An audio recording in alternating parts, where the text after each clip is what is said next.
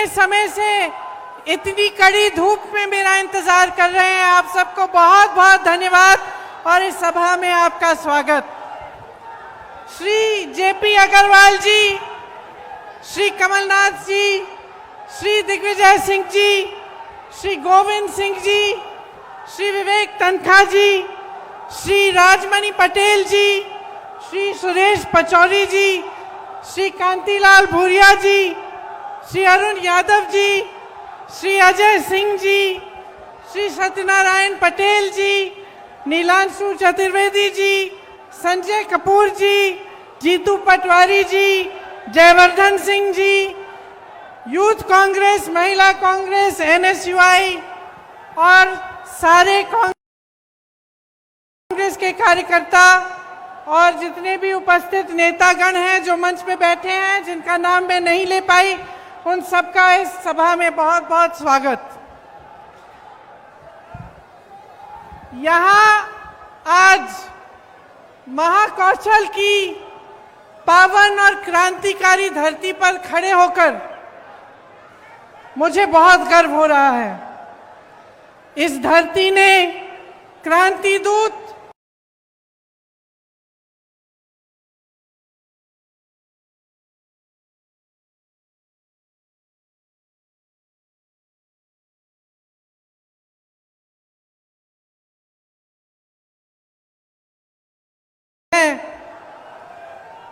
तो हम सब उनका आशीर्वाद मांगते हैं और इस धरती ने देश भर में आदिवासी संस्कृति का झंडा बुलंद किया। इसीलिए आज यहाँ खड़े होकर हम आराध्य बड़ा देव जी को प्रणाम करते हैं।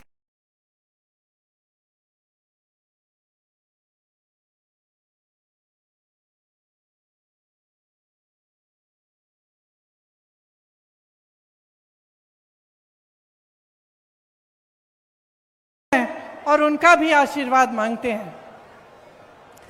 देखिए, मध्य प्रदेश सिर्फ भारत का केंद्र नहीं है, भारत का दिल है, भारत की जान है। ये जो संस्कार धानी धरती है आपकी कहलाती जाती है, इसने साहित्य, संस्कृति और हमारी सभ्यता, हमारे संस्कार इसने हमारे देश को दिए हैं। इन्हीं संस्कारों के आधार पर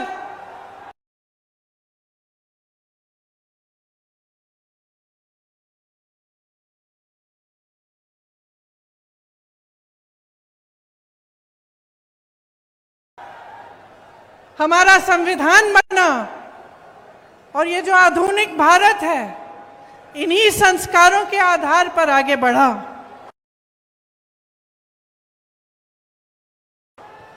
आज जब मैं नर्मदा पूजन करने गई तो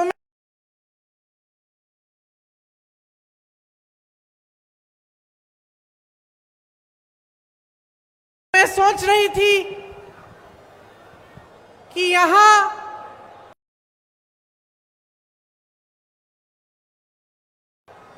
इस नर्मदा मैया से, इस धरती से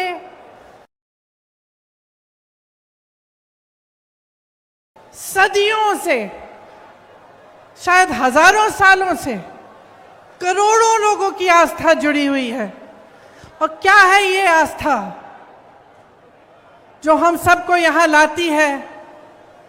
हम सब नर्मदा पूजन करते हैं, हमारे दिलों में वही भावना होती है जो भावना सदियों पहले उन लोगों में होती, उनके दिलों में होती होगी जो यहीं पर आके नर्मदा पूजन करते थे। मैं सोच रही थी कि ये जो आस्था होती है धर्म में, इस तरह की आस्था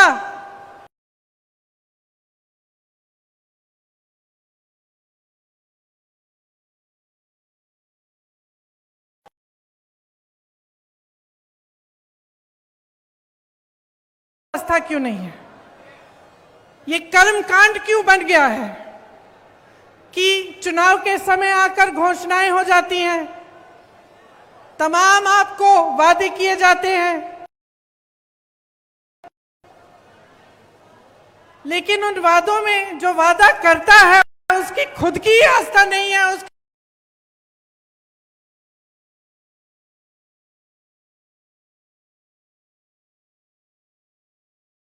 खुद का विश्वास नहीं होता, करके चले जाता है। चुनाव हो जाता है, चुनाव जीत भी जाते हैं बड़े बड़े वादे करके, घोषणाएं करके, लेकिन उसके बाद उनको पूरा करने की कोई कोशिश नहीं होती। तो आज यहां खड़े होकर इस संस्कारधानी धरती पर खड़े होकर मैं आपको याद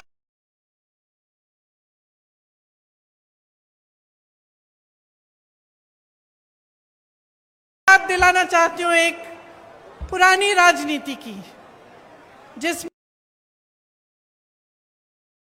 हमारे नेता जो कहते थे वो करके दिखाते थे, जिसमें हमारे नेता सब कुछ न्यौछावर करके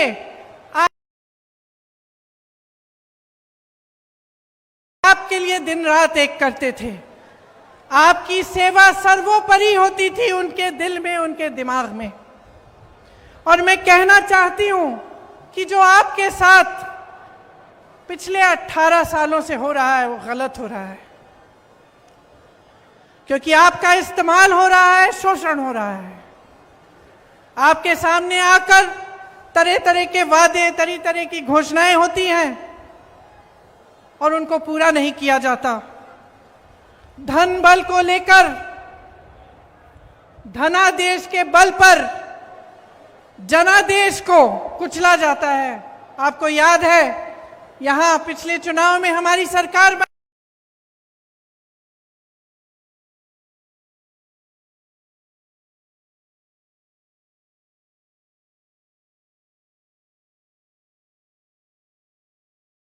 थी, आपने बनाई थी, लेकिन जोड़ तोड़ करके, पैसे लगाकर, हर तरह की चीजों को करके भाजपा के नेताओं ने हमारी सरकार तोड़ी और अपनी सरकार बना दी।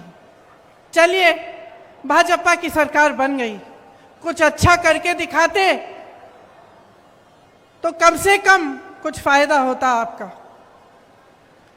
लेकिन मुझे खुद ताज्जुब हुआ, आज मैं अपने नोट पढ़ रही थी यहां आने के लिए, भाषण देने के लिए, तो मैं पढ़ रही थी कि कितनी बेरोजगारी है,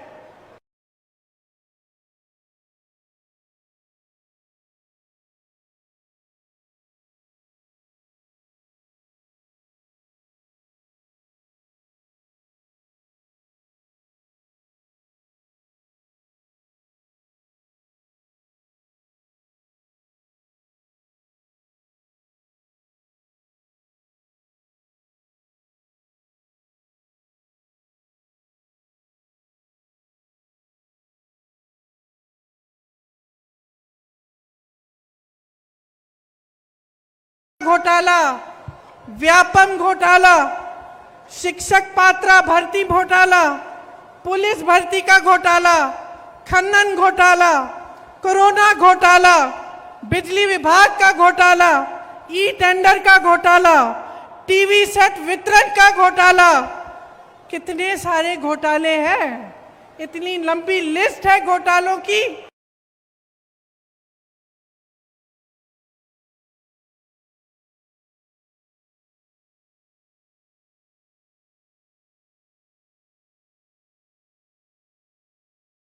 कि जो मोदी जी ने वो गालियों वाली लिस्ट निकाली, उससे लंबी तो ये लिस्ट है।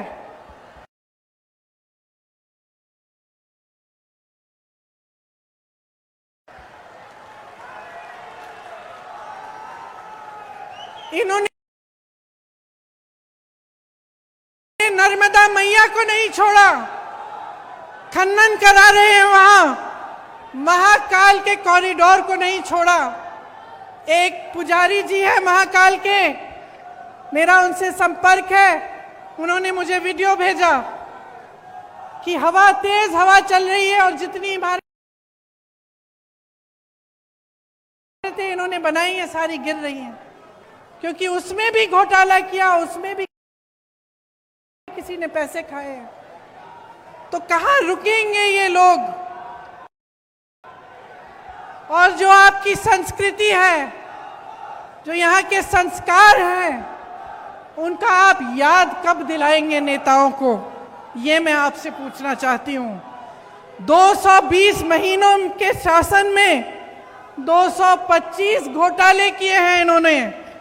तकरीबन हर महीने एक नया घोटाला कर रहे हैं।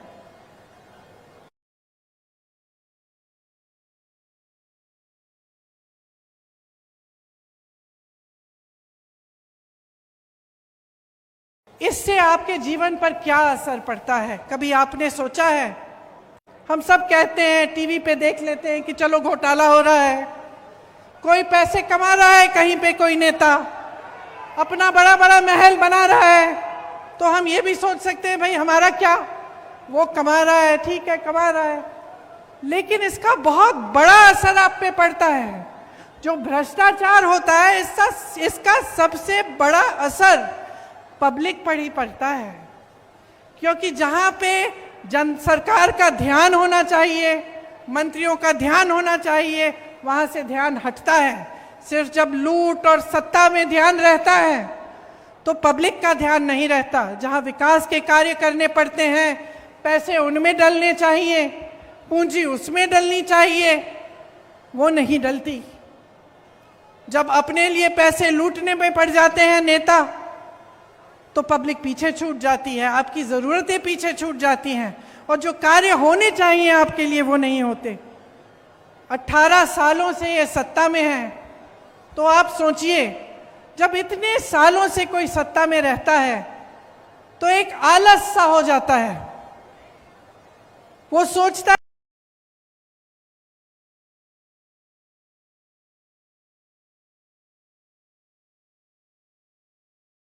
है कि वो कभी सत्ता छोड़ने वाला नहीं है, कि वो निकलेगा नहीं सत्ता से। और ये इनके व्यवहार में स्पष्ट दिखने लगा है। जैसे कुछ दिनों पहले यहाँ आकर उन्होंने एक महिलाओं के लिए एक अनाउंसमेंट की, तो इसलिए की क्योंकि 6 महीने में चुनाव आ रहा है। भाई तुम्हारी 5 साल से सरकार थी, 3 साल से तुम चले आ रहे हो, सरकार चला रहे हो, तो तुमने ये घोषणा पहले क्यों नहीं की? इस समय करने की क्या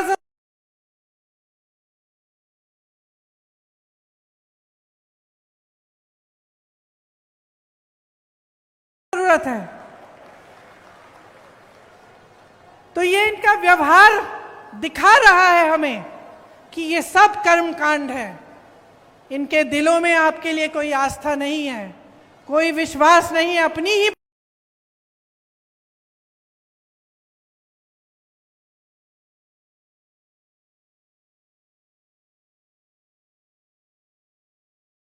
बातों पर यहां आकर घोषणाएं करते हैं, उन्हें पूरा नहीं करते। बड़ी बड़ी बातें होती हैं, डबल इंजन, ट्रिपल इंजन,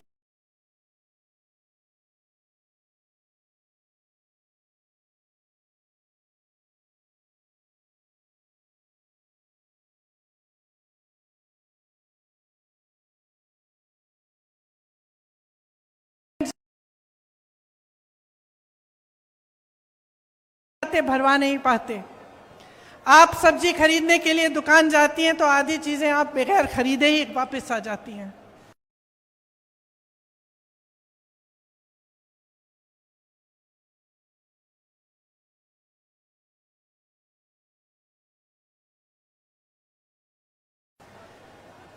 और महंगाई की मार सिर्फ महिलाओं को नहीं, लेकिन सबको है। किसानों को देखिए, पेट्रोल डीजल के दाम इतने बढ़ गए हैं, जो भी इस्तेमाल करना पड़ता है, चाहे खाद हो चाहे कुछ भी हो, सब महंगा पड़ गया है। बहुत ज्यादा महंगाई हो गई है आपके प्रदेश में, भयंकर।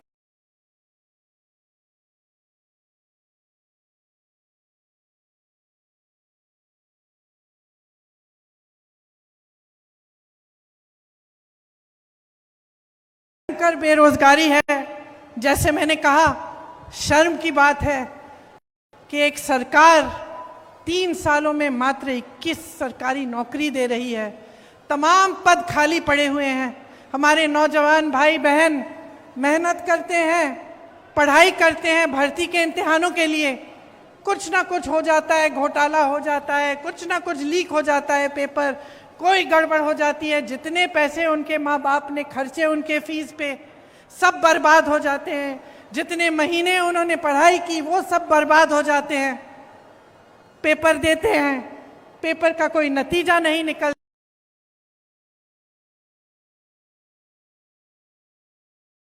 कोई नौकरी नहीं मिलती, पद खाली पड़े हैं, नौजवान खाली पड़े हैं।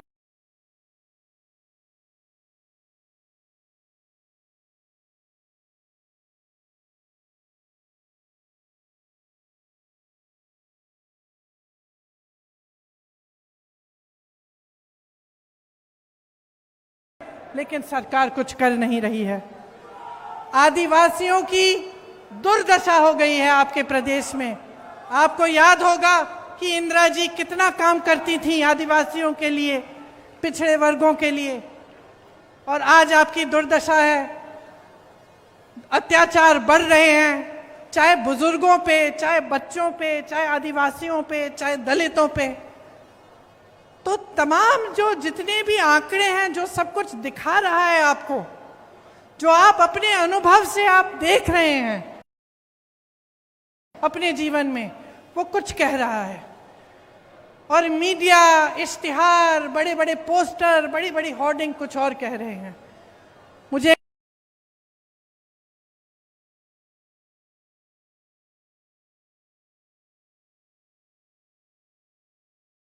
एक कहानी याद आई। एक किसान था, बहुत मेहनत करता था बेचारा, कड़ी धूप में जाकर खेती करता था। लेकिन उसकी एक आदत थी, सुबह निकलने से पहले छोटा सा पुराना टीवी था उसका, टीवी में वो खबर देख लेता था। तो एक दिन बड़ी धूप थी, खबर में आया कि बारिश आने वाली है। तो उसने कहा चलो आज सिंचाई नहीं करेंगे, आज तो खूब बारिश आएगी।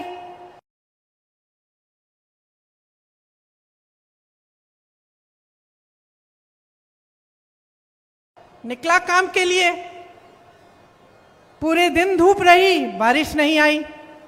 उसने सोचा चलो खबर गलत होगी, कल सिंचाई कर लेंगे। घर आ गया, अगले दिन फिर निकला, फिर खबर देख ली, फिर खबर में आया कि बारिश आने वाली है। फिर उसने सिंचाई नहीं की। ऐसे 5, 6, 7 दिन गुजर गए और वो इसी इंतजार में रहा कि भाई आज बारिश आएगी। बारिश नहीं आई, खेती एकदम सूख गई। घर आके रोने लगा। तो रोने लगा, अपने गुरुजी के पास गया कि भाई मैं तो इंतजार कर रहा था, मेरा सारा खेत सूख गया, मैं क्या करूं। तो उसके गुरुजी ने उसको कहा, अरे मूर्ख, तुमने अपने अनुभव से नहीं देखा क्या हो रहा था? तुम्हारे सामने तुम्हारा खेत सूख रहा है और तुम इंतजार कर रहे हो कि बारिश आएगा क्योंकि खबर ने कह दिया। तो यही तो हो रहा है आज देश में, प्रदेश में। महंगाई बढ़ गई, बेरोजगारी बढ़ गई, अत्याचार बढ़ रहे हैं, आपस में फूट बढ़ रहा है, और आपको बताया जा रहा है कि कोई सुनहरा दौर चल रहा है। आप गैस का सिलेंडर खरीद नहीं सकते, आपके बच्चों को नौकरी नहीं मिल रही है।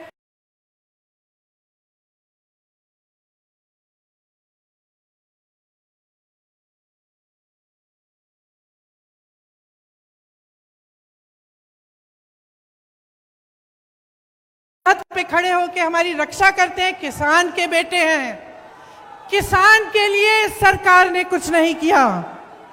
फसल का दाम नहीं मिलता, गेहूं, धान, सोयाबीन, सब्जियों का दाम नहीं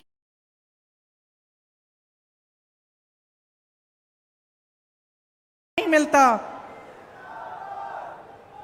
4,000 करोड़ का घोटाला तो इन्होंने अपने ओलावृष्टि के फसलों में, जब फसल बर्बाद हुई थी तो जो आपको मुआवजा मिलना था उसमें इन्होंने 4,000 करोड़ का घोटाला कर डाला।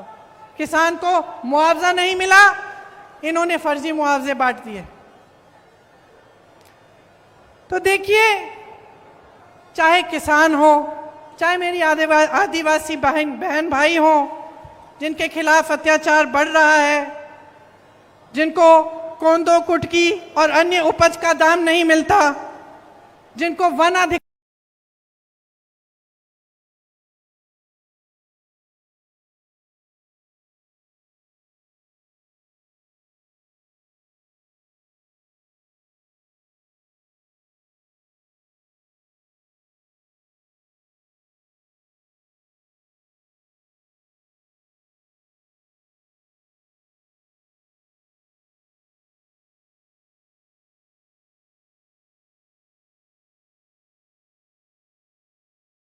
नहीं मिलता, चाहे मेरी बहनें हो, चाहे प्रदेश के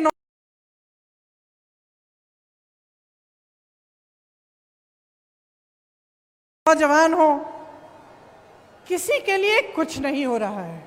ये सरकार चली है तो घोटालों के लिए चली है, भ्रष्टाचार करने के लिए चली है, और जैसे हमने भाजपा के नेताओं को पूरे देश भर में देखा है, सत्ता के लिए कुछ भी कर डालेंगे।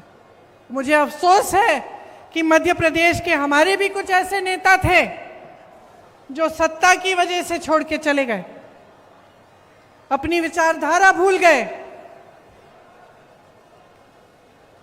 तो अब देखिए, आपके प्रदेश के मुख्यमंत्री घोषणावीर जी हैं।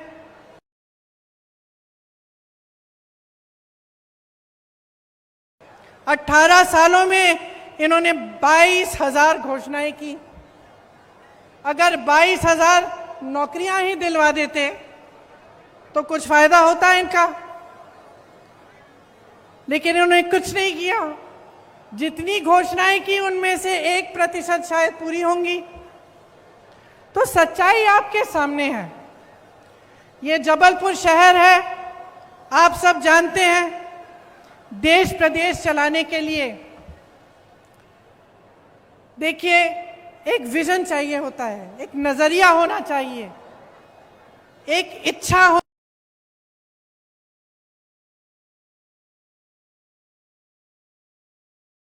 होनी चाहिए निर्माण करवाने की। इस शहर में जितने काम कराए गए थे, जो कांग्रेस की सरकारों ने कराए, वो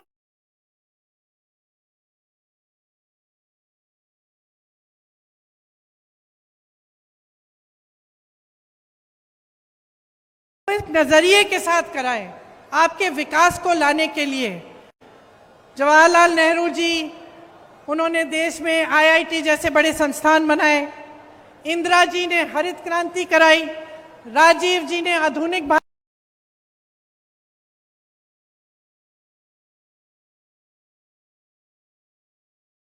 भारत के लिए काम किया। मनमोहन सिंह जी ने बहुत काम किया भारत को आगे बढ़ाने के लिए। एक नजरिया था।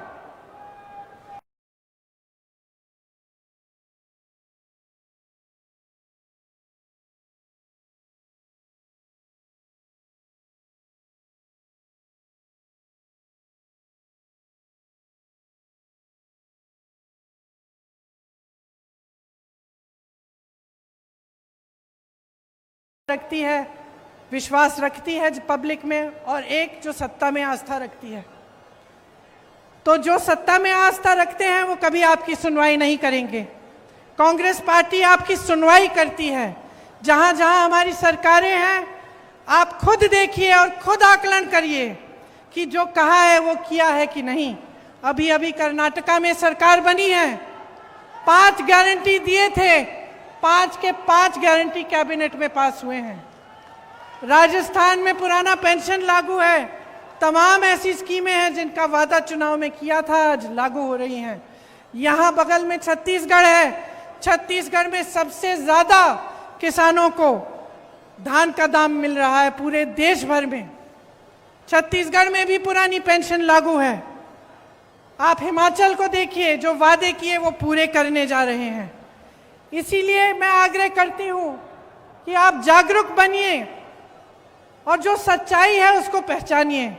आपके सामने जो हो रहा है, आप जीवन में जो संघर्ष कर रहे हैं, वो संघर्ष बढ़ रहा है, इसको समझिए और ये देखिए कि कांग्रेस पार्टी के नेता, कांग्रेस पार्टी की सरकारें अपने प्रदेशों में क्या कर रही हैं, और आपको खुद समझ में आ जाएगा कि जब कांग्रेस की सरकार मध्य प्रदेश में आई थी, जिससे पहले कि भाजपा ने उसको गिराकर ये सरकार बनाई, तब उन्हीं 1.5 सालों में कितना काम किया गया। 27 लाख किसानों का 11,600 करोड़ कर्ज माफ किया उन 1.5 सालों में।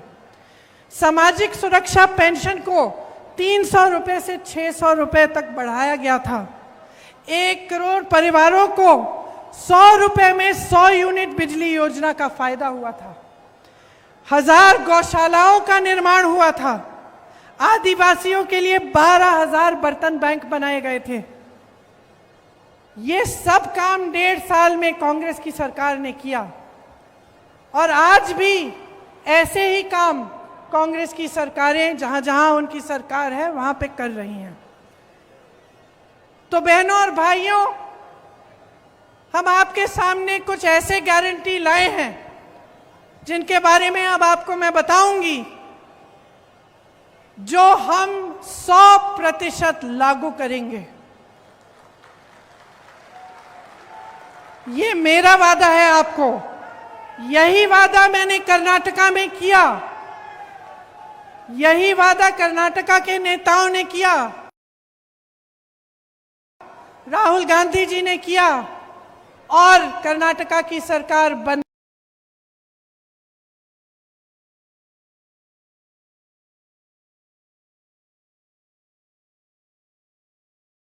ही उस कैबिनेट ने पास किया हुआ है।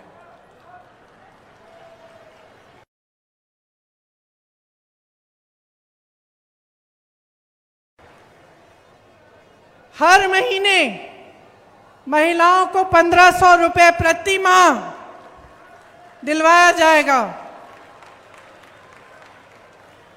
गैस का सिलेंडर 1,000 रुपए का नहीं, 500 रुपए का आपको मिलेगा। आपके लिए 100 यूनिट बिजली माफ होंगे, सबके लिए। 200 यूनिट बिजली बिल की हाफ होगी।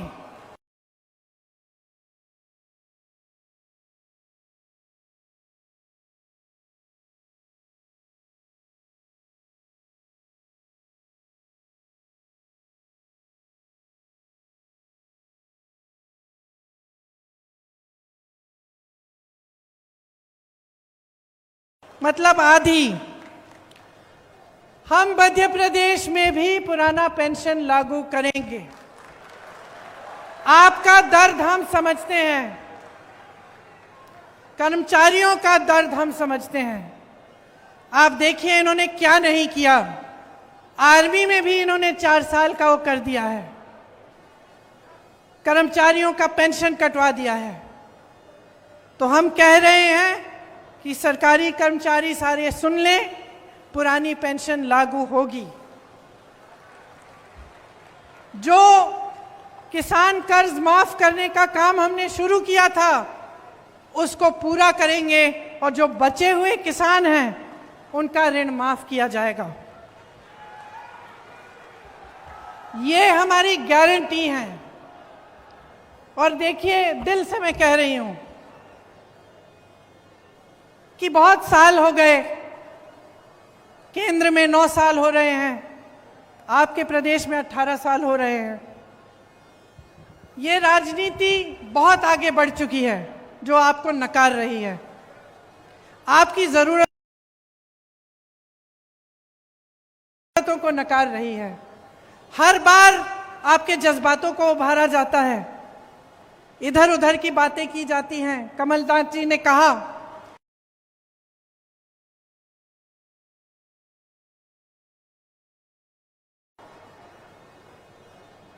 हम भारतीय हैं, हम सबके लिए धर्म से बड़ा कुछ नहीं है, हमारी आस्था से बड़ा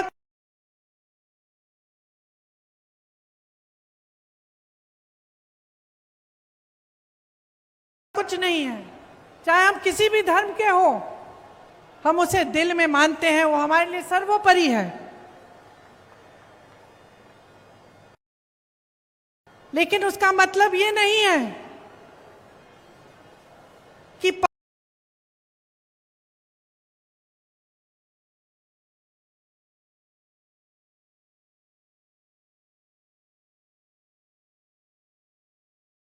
पब्लिक को बहकाया जाए, कि पब्लिक के जज्बातों को उभार कर वोट मांगा जाए।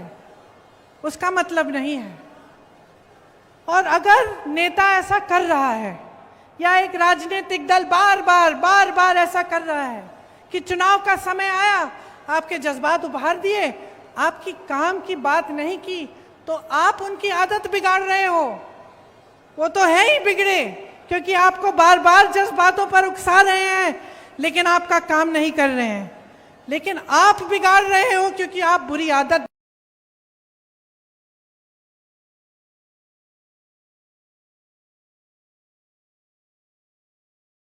डलवा रहे हो। उस नेता को कभी ये एहसास नहीं होगा कि अगर वो आपका काम नहीं करेगा तो उसको सत्ता छोड़नी पड़ेगी।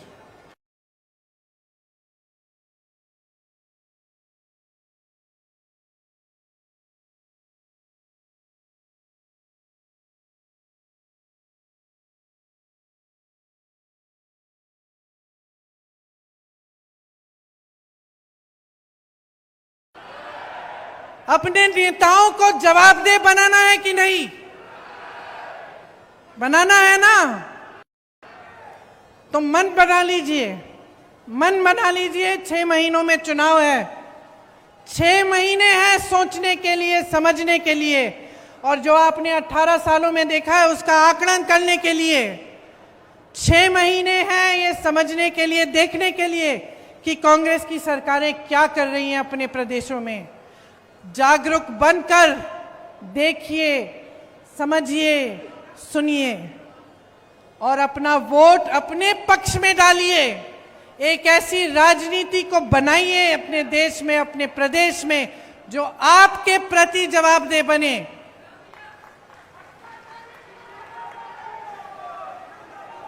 बहुत हो गया ये भ्रष्टाचार, आपको गुमराह करने का बहुत काम हो गया। आप नेताओं को मजबूर करिए कि जब इस मंच पे खड़े होते हैं तो आपके सामने सच बोले, नहीं तो आप उनको सत्ता से निकाल देंगे। यही आग्रह है मेरा आपसे। और खामखा चुनाव की वजह से मैं यहां खड़े होकर किसी की आलोचना करने नहीं आई हूं। मैं सिर्फ आपको जागरूक करने आई हूं। मैं आपसे वोट मांगने नहीं आई हूं, मैं आपसे जागरूकता मांगने आई हूं। क्योंकि मैं जानती हूं कि कितने संघर्ष के साथ, कितनी मुसीबतों का सामना करके कितनी मुश्किल से निर्माण होता है। किसी चीज को बनाने में क्या नहीं लगता, खून पसीना लगता है। मेरे परिवार के सदस्यों ने खून दिया है इस देश को बनाने के लिए। तो मैं जानती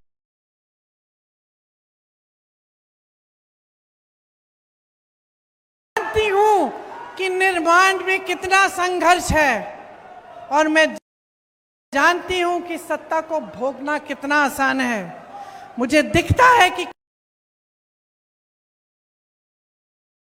क्या हो रहा है, और मैं चाहती हूं कि जो मुझे दिख रहा है वो आपको भी दिखे, सच्चाई दिखे, और सच्चाई के आधार पर, अपने भविष्य के आधार पर, अपने देश और अपनी देश के प्रति आस्था और भक्ति के आधार पर आप अपना वोट डालें। इसलिए आज हमारे प्रचार का, शायद हमारी प्रचार का शुरुआत है। मैं बहुत सौभाग्य की बात मानती हूं कि ये शुरुआत नर्मदा मैया के तट पर हुआ।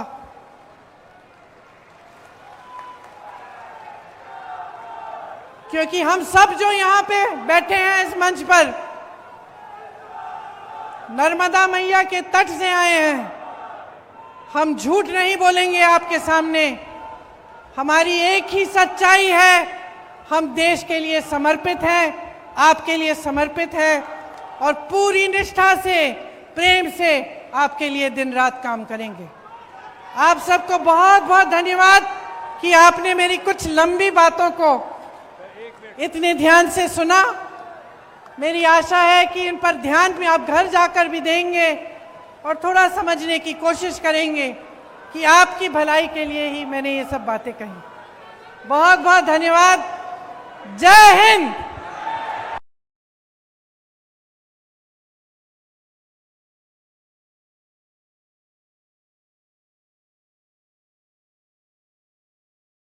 जय हिंद। जय हिंद।